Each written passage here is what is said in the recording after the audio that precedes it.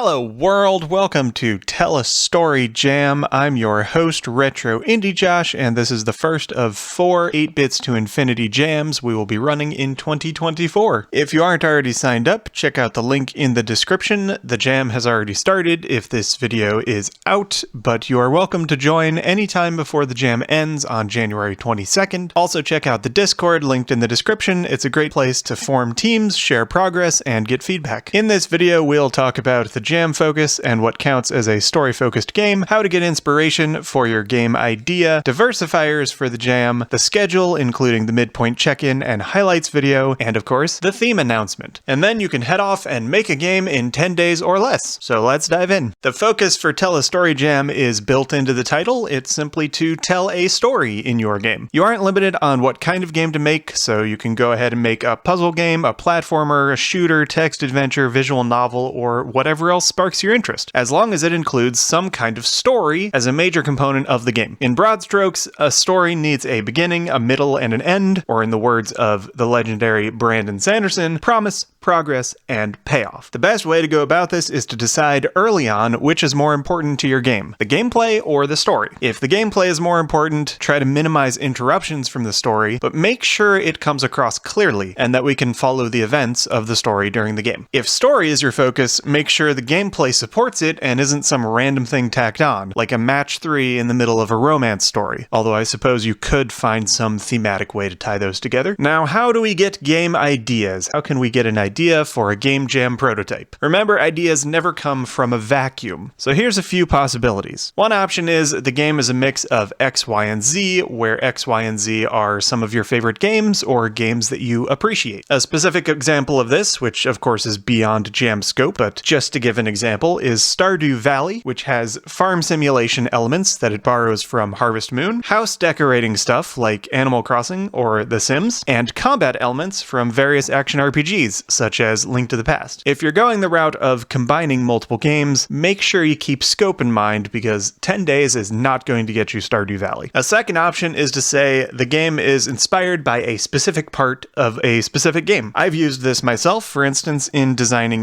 Newton's Nightmare, which was heavily inspired by a specific boss battle in Sonic 3 and Knuckles. I started with the basic idea of the boss battle, where you flip gravity to hit the boss with enemies, and then we modified it a bit. So you can puff smoke to destroy the enemies, and the enemies spawn in a random orientation, which makes it a little more interesting as a game and not just a boss in a much larger game. A third option is to say it's going to be like this game, but a little bit different. So for example, the game Gravity Circuit, again, a commercial game and well beyond the scope of a jam, but just for example's sake, Gravity Circuit is clearly heavily inspired by Mega Man Zero, but instead of using a sword and a gun, as we see in the Mega Man Zero series, you use a combination of punches and various other powers. So they used the inspiration of Mega Man Zero as a starting point and then built it in a different direction. Keep in mind that ideas are cheap and easy, and anyone can say, I'm going to make a game like this game, or I'm going to make a game that's based on this activity, but the implementation is really the most important and most difficult part. So if you're racking your brain for ideas and you can't seem to come up with one that really resonates with you, just pick the one that's least bad and run with that, because even a terrible idea can make for a great game. If you're looking for an extra challenge or more limitations to spark inspiration, you should try 1, 2, or all 3 of the diversifiers that we've listed on the jam page. For Tell a Story Jam, the diversifiers are transcend language, educational, and low color. Transcend language means your game has no text other than the title or credits, including menus, which should use symbols only. This is a particular challenge since you need to tell a story in the game. Educational is what it says on the tin. Teach us something about the real world while we're having fun in your game. This is an excellent opportunity for things like historical fiction or touching on real-world literature. Low color means you use a maximum of 4 colors throughout your entire game, although you could use 3 or even 2. I really don't recommend using 1 color though. If you have any questions about whether your idea qualifies for the diversifiers, don't hesitate to reach out on Discord or in the community on itch.io. I will be happy to look at your idea and say, yes, that is a perfect example, or maybe you should tweak that a little bit to fit the diversifier category. Games that utilize diversifiers are more likely to show up in the highlights video at the end of the jam, so keep that in mind. There is a benefit to trying to use them. Now for some important dates. The jam starts today when this video goes out, January 12th. You've got 10 days until January 22nd to finish and upload your submission. On Monday, January 15th, I will share a form on Discord and by email to submit your game to the Midpoint Check-In, which is a live stream I will be running on January 17th at the Midpoint, and I'll play submitted games in their current state and give feedback, which I hope will be useful. There will be a recording of the stream, so don't worry about having to show up for the stream. If there are a lot of submissions, I might not be able to get through all of them, but in any case, there will be a recording and you will be able to see if your game was played. After the jam ends, we'll have a 1-week voting period for every jam participant to play and rate games and, of course, give invaluable feedback. When this voting ends on January 29th, we will announce the winners as soon as possible, usually a few hours after the ending, and then I will post a video highlighting top-rated games and games using diversifiers on February 5th to cap off the jam. Now that we've got all of that out of the way, here's what you've been waiting for: the theme.